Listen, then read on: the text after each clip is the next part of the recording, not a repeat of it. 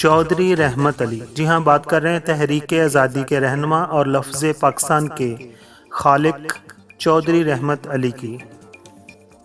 چودھری رحمت علی پاکستان کا نام تجویز کرنے والے ایک مخلص سیاستداں تھے اور انہیں دنیا کا پہلا پاکستانی بھی کہا جاتا ہے۔ چودھری رحمت علی 16 نومبر 1897 کو مشرقی پنجاب کے ضلع ہوشیارپور کے گاؤں موہرا میں ایک متوسط زمیندار جناب حاجی شاہ گجر کے ہاں پیدا ہوئے۔ ابتدائی تعلیم انہوں نے ایک مکتب سے حاصل کی جو ایک عالم دین چلا رہے تھے۔ میٹرک انہوں نے Anglo Sanskrit high school Jalandhar سے کیا اور 1914 میں مزید تعلیم کے لیے لاہور تشریف لائے۔ انہوں نے اسلامیہ کالج لاہور میں داخلہ لیا اور 1915 میں ایف اے اور 1918 میں بی اے کیا۔ 1915 میں انہوں نے اسلامیہ کالج میں بزم شبلی کی بنیاد رکھی کیونکہ وہ مولانا شبلی سے بہت زیادہ متاثر تھے۔ پھر اسی پلیٹ فارم سے انہوں نے 1915 میں تقسیم ہند کا نظریہ پیش کیا، اور جب انہوں نے تقسیم ہند کا نظریہ پیش کیا تو ان کی عمر صرف 18 سال تھی۔ آپ نے اپنے نظریہ میں فرمایا، ہندوستان کا شمالی منطقہ اسلامی علاقہ ہے، ہم اسے اسلامی ریاست میں تبدیل کریں گے، لیکن یہ اس وقت ہو سکتا ہے جب اس علاقے کے باشندے خود کو باقی ہندوستان سے منقطع کر لیں۔ اسلام اور خود ہمارے لیے بہتری اسی میں ہے کہ ہم ہندوستانیت سے جلد جان چھڑا لیں۔ چودھری رحمت علی نے اپنے کیریئر کا آغاز اخبار کشمیر گزٹ سے کیا اور اس کے بعد 1928 میں وہ ایچیسن کالج میں لیکچرر مقرر ہوئے اور پھر وہ انگلستان چلے گئے اور وہاں کیمبرج اور ڈبلن یونیورسٹیز سے قانون و سیاست میں اعلیٰ ڈگریاں حاصل کی۔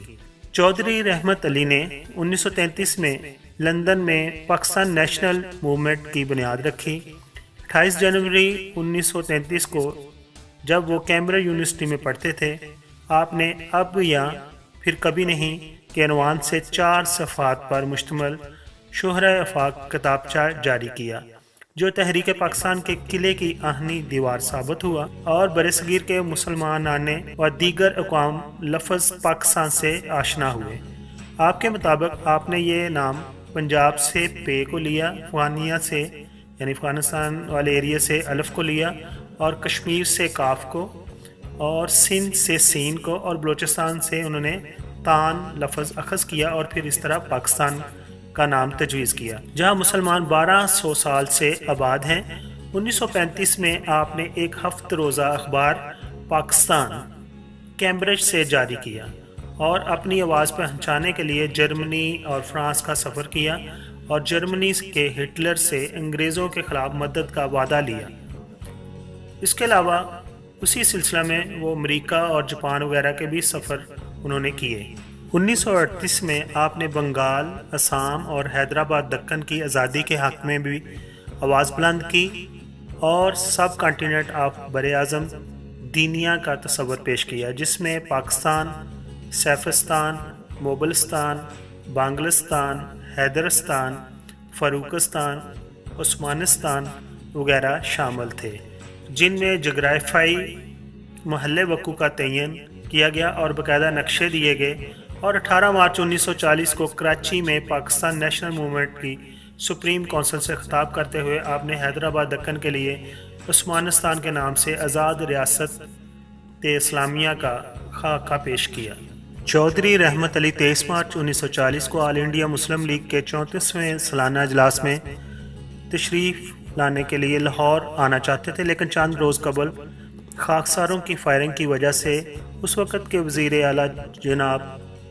سکندر حیات نے چودھری رحمت علی کے پنجاب میں داخلے پر پابندی عائد کر دی اور وہ 1947 میں اقوام متحدہ گئے اور کشمیر پر اپنا موقف بیان کیا اور 6 اپریل 1948 میں وطن واپس آئے یعنی پاکستان میں، اور پاکستانی بیوروکریسی نے انہیں اکتوبر 1948 میں ان کو پاکستان سے خالی ہاتھ دوبارہ برطانیہ جانے پر مجبور کر دیا۔ اب ہم بات کریں گے چودھری رحمت علی کے آخری دنوں کی، اس سپہ سالار کی جس نے پاکستان کا نام رکھا اور ایک علیحدہ مسلم ممالک کے نظریہ کو پیش کیا۔ تو کچھ ایسے ہیں کہ آپ اپنے آخری دنوں میں ہیری ہٹن روڈ انگلینڈ میں وہاں پر رہ رہے تھے، اور وہاں پر ایک مسٹر ایم سی کرین تھے، ان کے وہ کرایہ دار تھے۔ مسٹر کرین کی بیوہ کے مطابق چودھری رحمت علی اپنا خیال ٹھیک سے نہیں رکھتے تھے۔ جنوری کے مہینے میں سخت سردی تھی اور وہ ضروری کپڑوں کے بغیر ہی باہر چلے جاتے تھے، اور اسی وجہ سے وہ بیمار ہو گئے۔ 29 جنوری کو ان کو نمونیا ہوا، اور نمونیا میں شدید بیماری کی حالت میں آپ کو ایوا لائن نرسنگ ہوم میں داخل کرایا گیا، لیکن وہ صحت یاب نہ ہو سکے، اور وہیں پر 3 فروری 1951 کو ہفتے کا دن تھا اور وہ انتقال کر گئے۔ آپ کی ڈیڈ باڈی کو 17 روز تک کولڈ سٹور میں ہم وطنوں، ہم عقیدوں، ہم مذہبوں کا انتظار کرتے کرتے بالآخر 20 فروری 1951 کو 2 مصری طلباء کے ہاتھوں اس غریب الوطن کے جسد خاکی کو انگلستان کے شہر کیمبرج کے قبرستان کی قبر نمبر 8330 میں لاوارث کے طور پر امانتاً دفن کر دیا گیا، اور اس وقت کے حکمران نے کوئی کوشش نہ کی گئی کہ ان کے جسد خاکی کو پاکستان لایا جائے اور یہاں پر ان کو دفنایا جائے، لیکن بعد میں حکومت پاکستان نے ان کی یاد میں ہیروز آف پاکستان سیریز میں یادگاری ڈاک ٹکٹ جاری کیا تھا۔ آخر پر ہم دعا گو ہیں کہ اللہ تعالیٰ ان کو جوار رحمت میں جگہ عطا فرمائے، آمین۔ جیسا کہ آپ کو معلوم ہے کہ جو ہمارے لیجنڈ، سیاستدان، فنکار، اداکار اور جو بھی جنہوں نے وطن کی خدمت کی ہے، ان کے بارے میں کوئی جامع معلومات انٹرنیٹ پر موجود نہیں ہے، تو میری کوشش ہے کہ سب کو اکٹھا کر کے ایک ویڈیو کی شکل میں آپ کے سامنے پیش کیا جائے،